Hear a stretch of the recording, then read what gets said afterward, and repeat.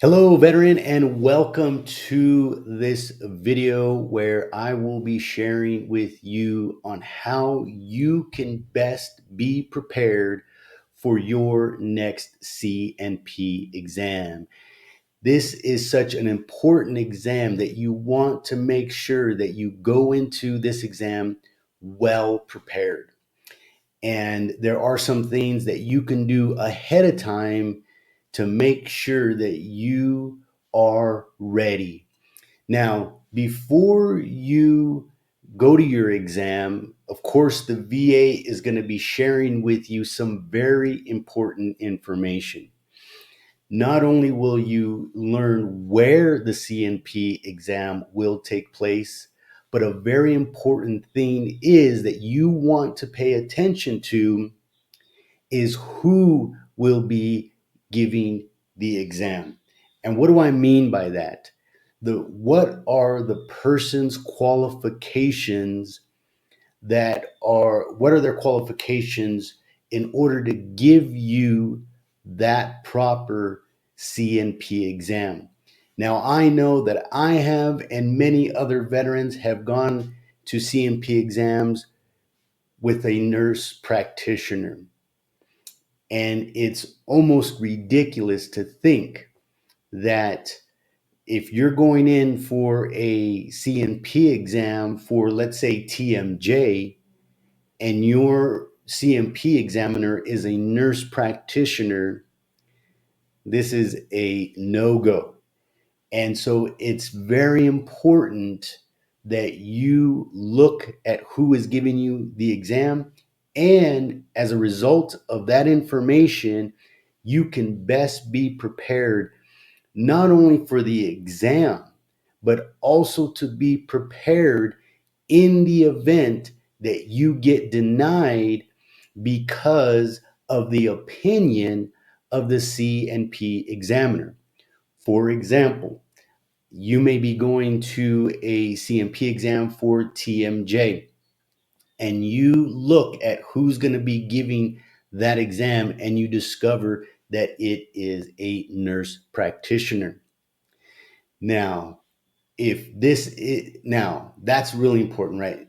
How is a nurse practitioner going to give you an adequate C&P exam, but not only an adequate C&P exam, but how do they even know what they're doing? And the thing is, they do not. They're a nurse practitioner. They are professionals in their area, in their lane, but not in order to give a C&P exam, a proper C&P exam for TMJ. This is also why it's important for whatever your issue is to have medical records that are from a professional from that area. For example, in sticking with TMJ, you want to get a professional medical opinion outside of the VA. In the event that they try to give you a C&P exam by a nurse practitioner, so that when you go to a professional TMJ examiner, a dentist who specializes in TMJ or who's worked with a lot of people with TMJ and knows how to give a proper exam for TMJ, you can then have this examiner or this dentist fill out a DBQ and give a proper diagnosis of the the TMJ. Now, of course, there's got to be other things in place, right? It's not just having a professional dentist, does diagnose you with TMJ. There's other things that need to be in place before, right? So oftentimes veterans will get TMJ secondary to PTSD, secondary to other conditions. And so there might not, so oftentimes TMJ is a secondary condition in this example that I am referring to here in this video. So let's go over some things that you are going to be well prepared and how you can best prepare yourself for this coming exam. So, one of the things that you want to do, as I mentioned earlier, is know who the person is, right? What or who will be doing the exam, right? Who will be doing your exam? Of course, oftentimes, or I shouldn't say of course, but oftentimes the VA will use a nurse practitioner. Not all the time, but many of the times. And so you want to know who will be doing the exam. This is going to help you to prepare for this exam. So once again, with the TMJ, if you see that you're going to be seeing a nurse practitioner, you've got to go into this exam ready to have more than likely will have access to your medical records. So they should be reviewing your medical records before the exam. 9 out of 10 times, the VA examiner is gonna, or the C&P examiner is gonna ask you, so tell me why you're here today. And that can take you to where you are now frustrated, right? With frustration comes with not thinking well, because now you are frustrated because this examiner is not prepared, and so this can get you sidetracked and more frustrated that you are now here, been waiting for some time to get the C&P exam, and they're asking you what's going on. Now, you do want to be prepared in the event that they do this. And so you go in prepared where no matter what they ask you, whether they do ask you, hey, so tell me what's been going on, even though your records are going to show years of whatever issues, symptoms that you've been having, when did it start, how long has it been going on, what's the severity, and how is it impacting your daily life. So these are some of the things. So who will be doing the exam, and then yourself to answer, preparing yourself to answer the first question that they may try to get you off of saying, "Tell me about your symptoms," or "Tell me about your issue." So preparing yourself to answer this question right off the bat, and so that preparing yourself, because I've been there and I've gone into C&P exams where they're like, okay, tell me about the issue. And the first thing in my mind is, I'm like, you've got to be kidding me that you didn't read the records, so that it's just, hey, read the records. If you got to check something, check something. But to me, I've got easily frustrated where it's taken me off of my focus, and it's putting the examiner in the driver's seat, so to speak, rather than me as the veteran being prepared to answer that question. So I want you to go into the C&P exam well prepared.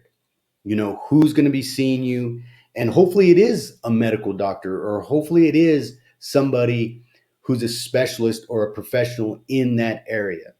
If it's orthopedics, right, dental, whatever it might be, that they are a professional, and that they are in the list, right? So who will be doing this exam? But also, let me back up. Are they? Is this person qualified to make a determination? And what do I mean by that? Recently, a friend of mine went in for a TBI exam.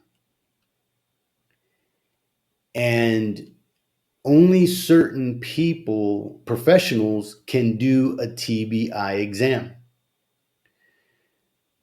So I asked him who is giving the exam. So I think there's only like 4 different professionals that should be doing a TBI exam. Definitely not a nurse practitioner. So what happens is the VA, oftentimes the VA will give more weight to the opinion of a C&P exam, no matter who does it, right? A C&P examiner, than a professional in that area, than a professional. And I'll give you an example. For example, a TMJ exam. When a veteran in fact when a veteran receives his decision letter, it will state why they decided on their decision. And when a veteran can see that they gave more weight. Now, this is an example of where, for example, the TMJ, you want to have a professional give a professional diagnosis in the event, right? Like I'm using the TMJ as an example. So that when you go back and see the decision was denied, and they're saying that and you have both, right? You have the DBQ from a professional, and then you've got to go through the C&P exam. But I'm also going to give you another important tip here as well in this example. Because when there is a diagnosis from a medical professional, meaning a TMJ specialist, a professional doctor, there should not be a C&P exam. So there are some times when a C&P exam shouldn't even be initiated. And there are regulations to that. And I'm going to go over that in just a minute here. So when there is a diagnosis from a medical professional, there should not be a C&P exam, right? So, and I'm using the TMJ example here, right? So there are many other examples where there has been a medical professional who has done a diagnosis and they still order a C&P exam. Now, there's nothing necessarily wrong with that. Now, it's wasting the VA's money because they should be using that medical professional's opinion. And they cannot dismiss that medical professional decision unless they have somebody who is of same qualifications and has other things to back it up. So they must take that medical professional's opinion. Now, if you go to a medical exam and you know that, okay, it's a nurse practitioner, I'm going to go in prepared. I'm going to go through the exam. I'm not going to not show up. I'm going to go through the exam. But I'm going to be ready in the event that they deny it based off giving the opinion, based off of the opinion of the medical examiner, where they put the opinion of a nurse practitioner in this example above a professional TMJ who is a professional at dentist and did what is required to diagnose TMJ. This can happen. So you want to be very aware of who's doing the exam and are they qualified to make a determination. And you could try to argue it before your exam, but the process is usually in place. And if you deny or if you don't show up, it can cause some other issues.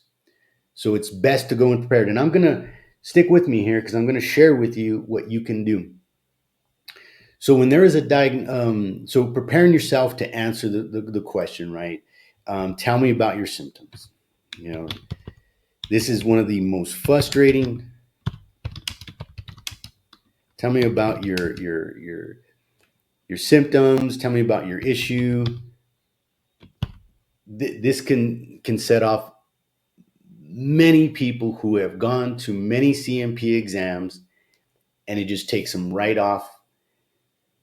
They're more frustrated, and they end up not saying what they want or should be saying in order to do well for the C&P exam. All right. So now I'm going to share with you how you can best prepare for your C&P exam so that you are set and ready, whether no matter what type of exam it is, and you can best be prepared for it. All right. So let's get into that. So I have what they call a GPT, right? And my apologies, you can't see it down here, but you'll be able to see here in a minute.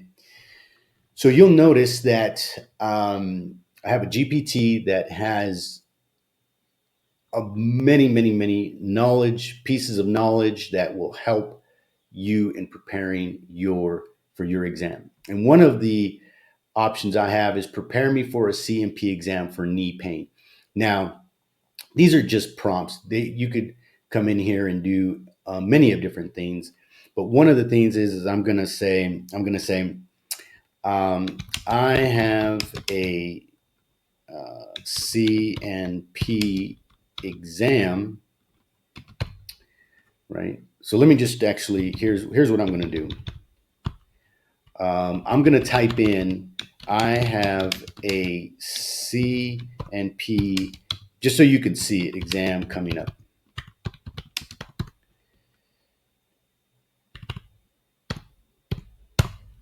All right, so I have a C&P exam.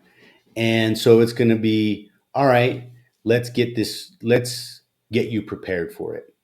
All right. So the VA examiner isn't just a doctor. They're gathering evidence to apply for the rating, right? And during this time, right, they're going to be filling out the DBQ. Now, before your exam, you can go on and look and review at the DBQ to see what kind of questions they are going to be asking you. Now, one of the things that's important, right? It says here, think in the VA language: pain, flare-ups, limitations in your work, sleep disturbances, relationships, all sorts of things that you want to be very clear about. Now, they should have this information about what medications you're taking, but the best thing is to over prepare and be ready for anything. I would almost have all the medical documents that I sent to the VA, a copy with me, and a list of my medications, because the examiner should have access to them. They should. Now, more likely than not, they are going to, but you don't want to show up and they don't, right? So, right? And once again, be consistent. Your answers should match what they're going to see in the medical documents. This is your preparation, showing how often things are happening, what are the symptoms, how often you're taking medication, so forth, right? Now, during the exam, of course, be honest, right? Don't minimize your pain. Think about the worst day that you've had, like really share. And I'm going to even help you to even prepare for that. So describe your worst days, not your best, flare-ups, right? If it's a mental health exam, you want to look at VA Form 21 0781, right? TBI exams. Now, um, after the exam, of course, you can request a copy. And and this is something that we'll do after the decision. So here's what you would then do after. I honestly, I started with this just so you could see what I was typing. And this is coming from a GPT that I created so that to help veterans, um, you could get access to this GPT. Just send down below, comment GPT, and I'll give you access to this GPT. All right. So now what you want to do is you want to type in here. Let's say, for example, I'm going in, let's just stick with TMJ, saying, I have an appointment. I have a C, or I already said I have a C&P exam. So I have an exam for TMJ. And this is going back, I want you to write a statement that I can share to the examiner. I want you to write a statement that I can share to the examiner, so that I clearly explain what my issues and symptoms are. Okay. So I have an exam for TMJ. I want you to write a statement that I can share with the examiner, so that I can clearly explain what my issues and symptoms are. I would then go into, I have daily headaches that are more painful on the right hand side. I have right hand side. I I have daily headaches that are more painful on the right hand side. They can be at pain levels between 7 to 9, with occasional 10 when I get migraines. All right. You want to go into when I get migraines, you want to go into, here is your time when you are calm. You can look at your medical records. You can look to, you could say, I am currently taking ibuprofen, and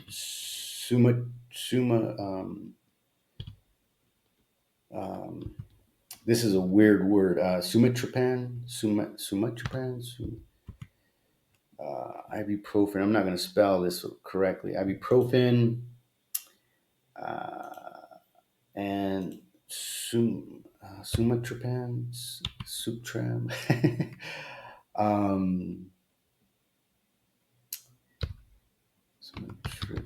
No, I don't. I'm not going to get this right. It's a weird word. Taking ibuprofen and sumatriptan. It's going to give it to me wrong. Sumatriptan for migraines. That name always gets me wrong. I am unable to concentrate at work and need to take time off and time off, and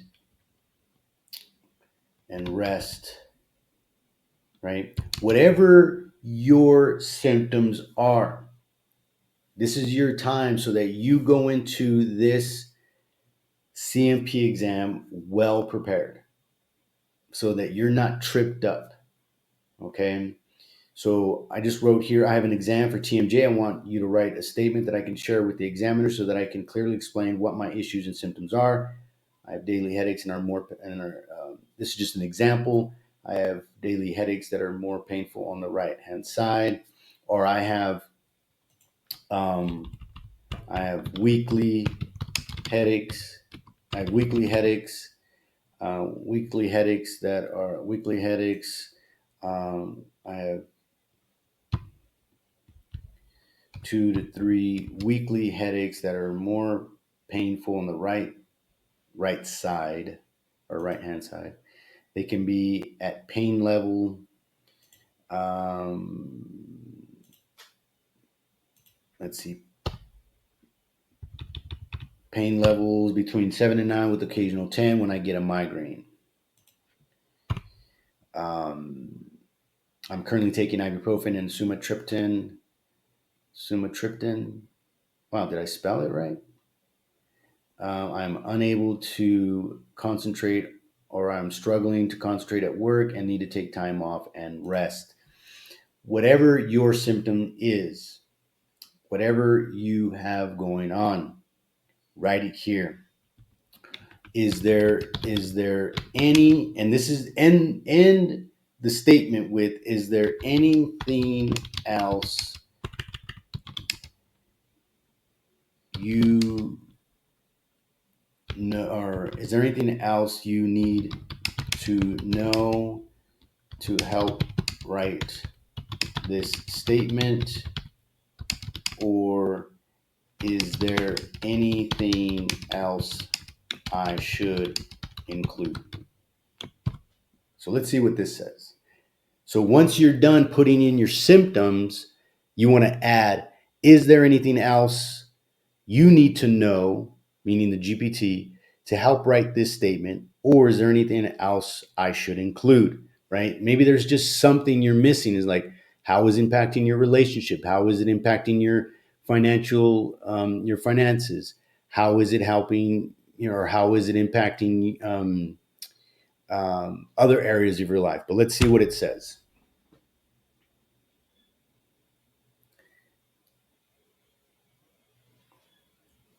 Right? Look at this. Here are some key point examiners and VA raters look at for what you might want to include in your statement. Jaw symptoms, right? Jaw pain. Is there popping, clicking, or locking? Functional. Do you have headaches that interfere with eating, speaking, or sleeping? Do you avoid social situations or meals due to pain? How often do symptoms force you to miss work? Right? And it says, if you could give me these quick answers, I'll draft a clear professional statement. So it says, all right, great. Yes, I have clicking constantly, constantly, um, constantly, where yes, I have clicking constantly in my jaw, where where most of the pain is on the right hand side. Um, it is painful to eat hard foods. I I do avoid I do avoid any I do avoid hard foods that take that that require, that I do avoid hard foods um, that make my jaw um, hurt, right? Something like that. And then it says, "Do you wear a night guard?" Yes, I also wear a night guard because I have I have been diagnosed with um, bruxism. I think that's how you spell it. Nope, bruxism. I've been diagnosed with bruxism.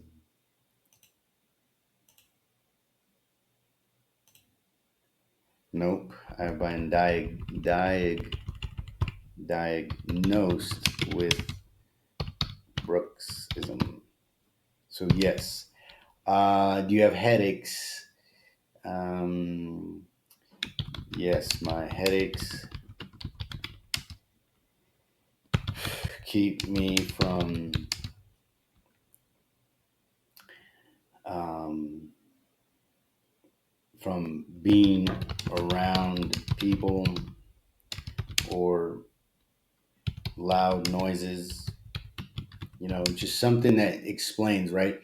Um, I did spell sumatriptan right. Okay. Uh, I will apply a cold pack on my jaw and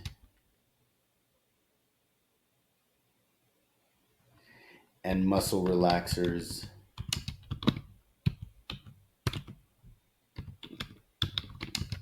when the when my jaw muscle hurts. All right. So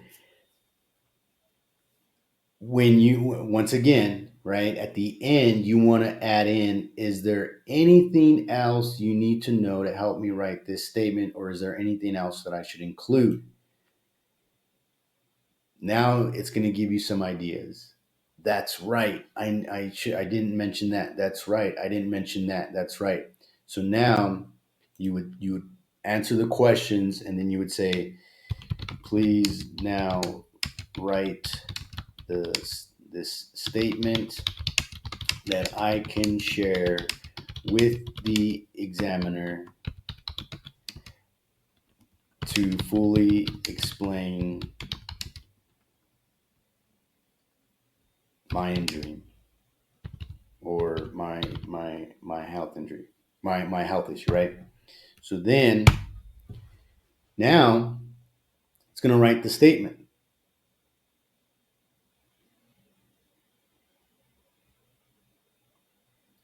So here, my primary issues with pain and headaches that I believe are connected to my TMJ disorder. I have consistent clicking in my jaw, especially on the right side, which is also where my pain is located. Eating hard foods causes sharp pain, so I avoid things like steak, nuts, or bagels. Remember, this is just a rough draft. I experience headaches 2 to 3 times a week, usually more severe on the right side. The pain levels are between 7 to 9 out of 10, and at times it could reach a 10 when I get a migraine. During these episodes, I cannot concentrate, um, and I often need to lie down in the dark, quiet room. These headaches interfere with my ability to work, and sometimes I need to take time off to rest. Loud noises or being around people worsen the symptoms. Now, I currently take ibuprofen and sumatriptan for migraines. I also wear a night guard because I've been diagnosed with bruxism. When my jaw hurts, muscle hurts, I sometimes take muscle relaxers, and a cold pack on my jaw for relief. Now, my TMJ symptoms limit my daily activities and affect my quality of life. The pain interferes with eating, concentrating at work, and social interactions. I avoid certain foods, having difficulty. Now, right here, it says this statement gives the examiner a clear, consistent picture of your TMJ disability, covering frequency, severity, triggers, and treatments. Exactly.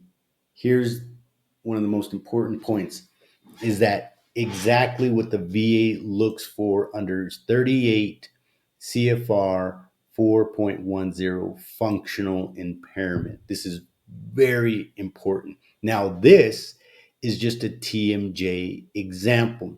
If you want access to this GPT, type down in the comments GPT and I will send you the link in order for you to access this GPT to help you in anything that you want in preparing for your claim. Nexus letters, buddy statements, lay statements, anything at all. And then it says, would you like also to draft a lay statement format for VA Form 21-4138, which is a personal statement letter, which you then can say yes. But you most likely have already written one when you submitted your claim. All right. So once again, be prepared for your exam. And this is the way you can best be prepared so that you're not taken off guard when the examiner asks you, tell me about your issue, right? Uh,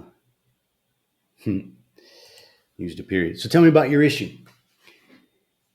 And perhaps that might not take you off and you're not thinking of the fact that this person just didn't prepare. And I remember one of my last C&P exams, the person said that to me and I was severely, it got me upset.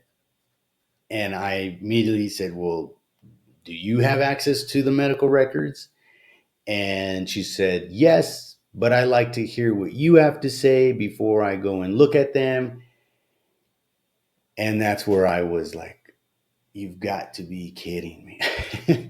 So this is your opportunity. You want to make sure that you are well prepared for your C&P exam so that you are not, you don't, I know oftentimes veterans after a C&P exam, they'll get in their car and they'll be driving off and they immediately remember something that they did not say, did not share in the exam, during the exam, and they go home, they're mad, they're frustrated, and then it's, oh, I need to write a letter and submit it to the VA so that they now take that in consideration because I didn't say this, I didn't say that, I didn't say this.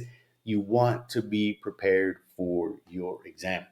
So if you want access to this GPT, comment down below GPT and I will send you a link where you can download or where you can have access to this GPT for any and all things when it comes to submitting and preparing your claim. All right. If you have learned anything from this video, I'd like to ask you to share this video and then also love to hear from you. Comment down below what you learned. And then once again, thank you for watching and share this with other veterans and getting this word and this information out to more people. All right. Enjoy the rest of your day. Bye-bye.